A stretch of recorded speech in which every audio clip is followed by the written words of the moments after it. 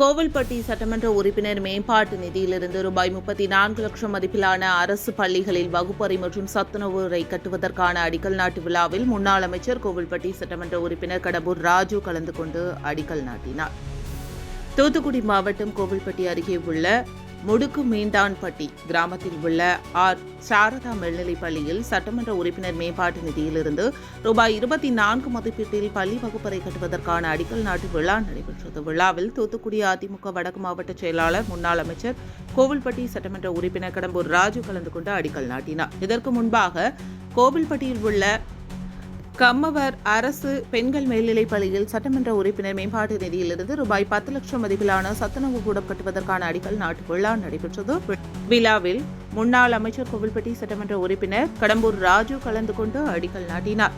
நிகழ்ச்சியில் அதிமுக நிர்வாகிகள் பலரும் கலந்து கொண்டனர்.